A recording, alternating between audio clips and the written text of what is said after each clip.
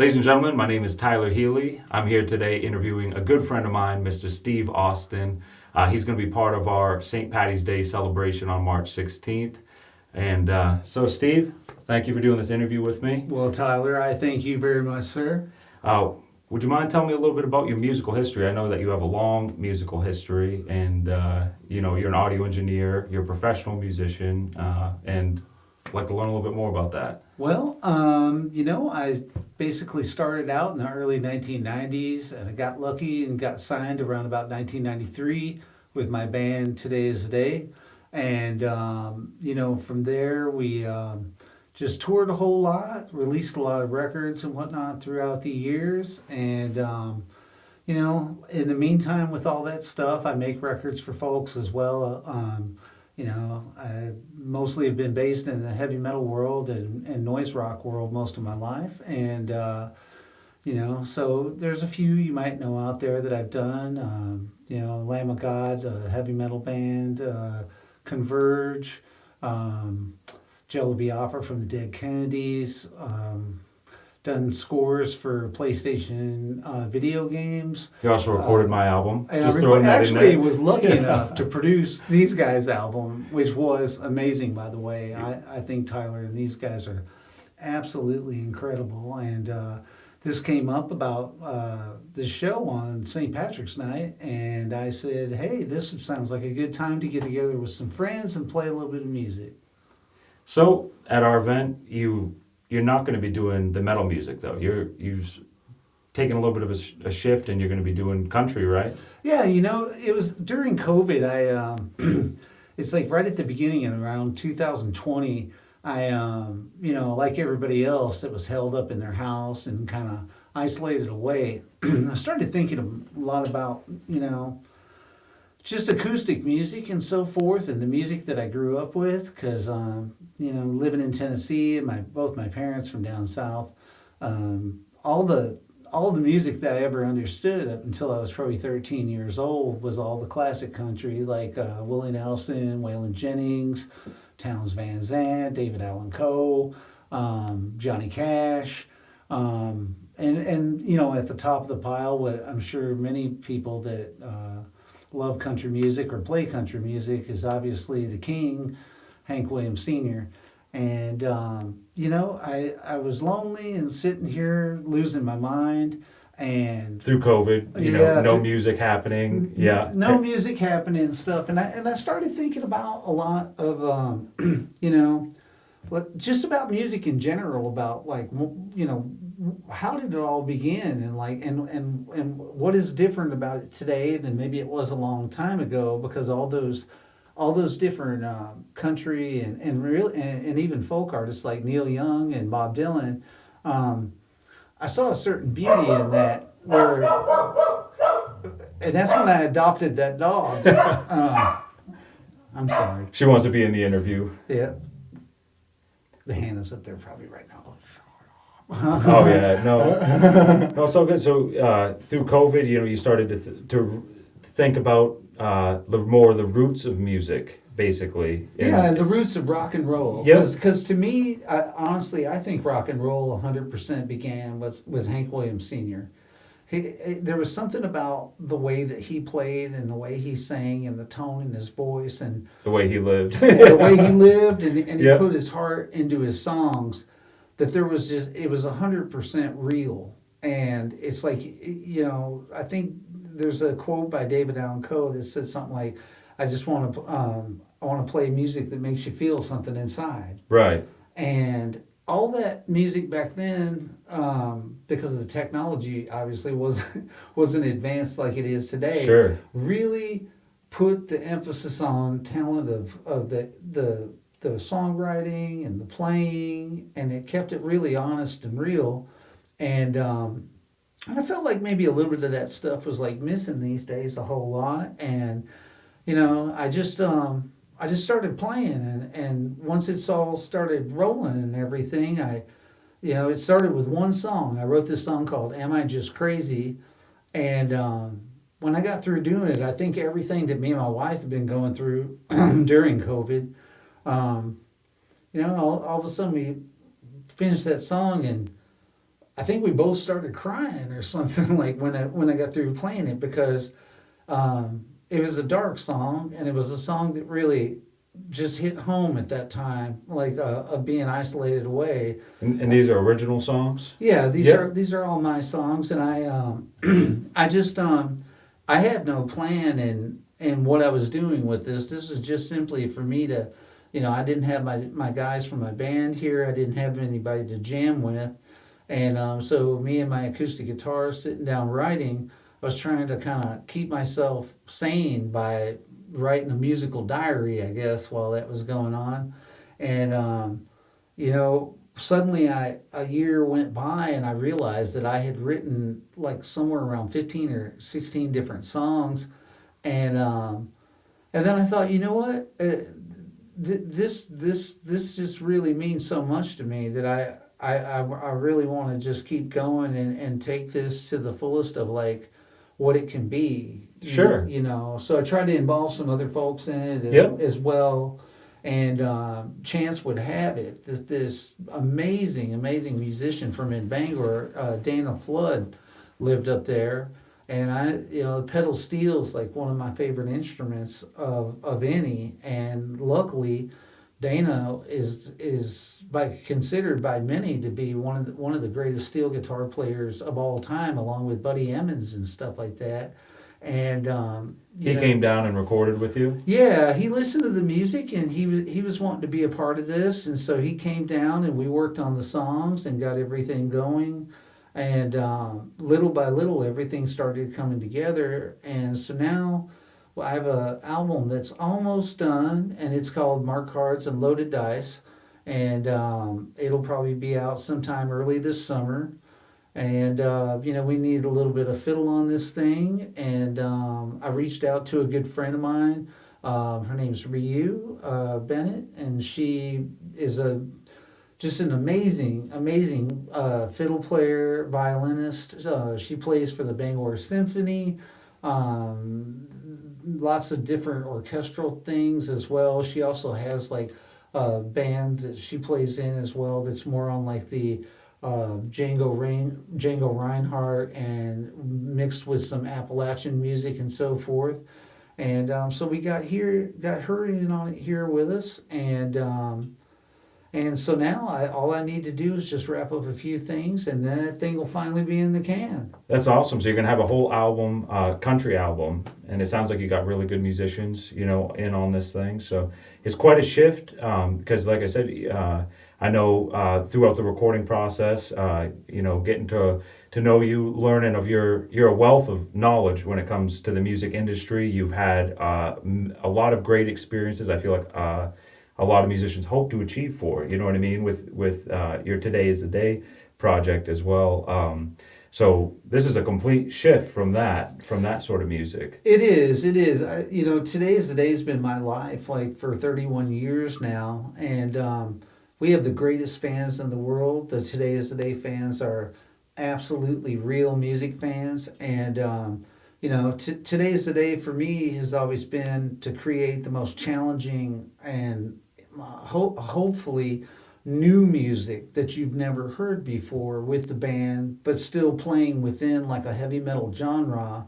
And so, the emphasis of Today's Day is about destruction and power and heaviness and so forth. And so we have acoustics in some of the songs and different things, but for the most part, Today's the Day is more of a really heavy thing.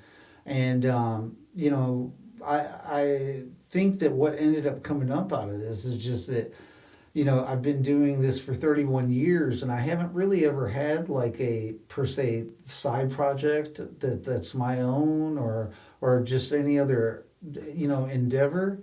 And most of the music that I play in Today's Day is extremely complicated, and lots of odd time signatures and rhythm shifts and dynamics and so forth like that. And so I needed a challenge in my life. And funny enough, like, when I started getting into putting this album together, that's my country album, it was really a journey in learning a lot about like what's going on here because in my opinion, I think that it's almost harder to play simpler music than it is really complicated music. At least Sure. it is for me, I understand. I think what you're coming from on that. because you have to have with country music. It's about feeling. Yep. It's about especially if you're not playing electric, and so like all of my stuff on this new album is Martin acoustic guitars. So like I've got some old D28s, and there's no effects and there's no nothing to hide behind, and that was a good challenge to have because when you've got distortion Yeah. and everything going, it's like You can't cover stuff up really. Like there's all that space, that can be heard. there You know what I really mean? Everything is. can be heard. It's really raw, and you can hear all the details of it. Yeah, with an acoustic guitar, it leaves you naked and so Yep. forth. If you don't play it right, it's going to stick out like a sore thumb. If you don't sing it right, same thing. And so, Especially with those Martins. I gotta just say those things are that. I played one of his guitars today. It's a 51-year-old Martin guitar. it's 70, Oh, 70 years. 73 years Oh, old. it's a 1951. Yeah, 19, Yes. 1951. I'm telling you, this guitar is beautiful. I have never played a guitar that sounds so good as this. Makes me disappointed in my Taylor guitar, honestly. I was like, my God, this thing sounds so good. And don't let him kid you. I recorded that Taylor guitar and listened to him playing it many times, and it sounds amazing. But I know what he means. Like No, it's a nice guitar. the real Yeah. old ones like have a certain special sound about them. The one he's mentioning is made out of Brazilian rosewood, and with a Sitka spruce top. But it's actually a red spruce on that one, which is even they don't really do that anymore because they ran out of a lot of red spruce throughout the years. But the one I play live is another D28, but it's an HD 28V. And that line of Martins are modeled after like the 1937 herringbones and so forth, or so it's got scallop bracing and all that in it. It's got the old time sound that I like. It sounds really good. I'll tell you that much. It sounds really good. So at the event, are you going to be playing mostly original songs? Or are you going to do a mix of covers? It's almost all original songs. Okay. And then I think we're gonna bust one cover in there. All right. Yeah. Awesome. And you're going to be playing with a full band at the event as well. So it's going to be, I think you're going to be the first band of the night, I believe. I'll have to check the schedule, but you're going to be one of the full bands at our event. Yep. No, we're gonna do the full band presentation at it and so forth. I've got some good friends sitting in with me at that to do that, and I couldn't be more excited. It's like I've been dying to get this out there, and I know I'm excited to hear you because I've heard about the country thing, and I know your Today is the Day music, and I got to hear some today. I'm going to tell you, it's really good. This music is really great. But I know I'm personally excited to hear you in action up there. I've been looking forward to this. oh, thank you, man. I just think it's going to be a great time. It's like where he and I live at is an awesome place as far as for music and musicians and so forth. Oh, yeah. And I know several of the different bands and solo acoustic players that are playing at this thing. And it's St. Patrick's night, so it's like everybody's kind of getting together. We're gonna play some music and have Yeah. some fun. Yeah, we got 7 different entertainers. Did you want to talk at all And you about? got a mind reader too. Yes, we have. Right. He's a good friend of mine. I went to high school with him, and he's been doing amazing things. He was doing more of like, I would say, like kind of like thrill sort of stuff, more like Chris Angel kind of stuff is how I always put it. I'm probably botching it in his eyes as get far out as of what here. it is, but he's really good too. I think you guys will be amazed by him. But did you want to talk at all about your audio engineering? Because I know for me, when I was looking for a place to get a recording done, you shop around. Everyone has their different pros and cons, I think, about what each artist is going to be looking for unique things. But my experience with you was fantastic. You've been doing audio engineering that's been one of your passions right alongside live music performing, right? Sure, sure. I I started recording when I was like probably 13 years old or something like that. So I guess I'm You started early. going on 44 years of doing it. But like, just like anybody, I've had some really lucky experiences throughout my life. I've recorded at the BBC in London, where Wow. I actually recorded in the same room that was the last live room that the Beatles recorded in. Um, different engineers and different people that I knew growing up when I was real young had bigger studios that were full analog studios, studied with them. And, somewhere around about 1996, I opened my own studio, Austin Enterprise Recording and Mastering. And that was in Nashville, Tennessee. And since then, we've had 5 different locations throughout the years in Tennessee, Massachusetts, and Maine. And, to me, the pinnacle of sound and like the records that I listen to and that I enjoy are from the classic years, and what a lot of people consider the golden age of recording, which would be like late 1960s, the 70s, 80s, and 90s.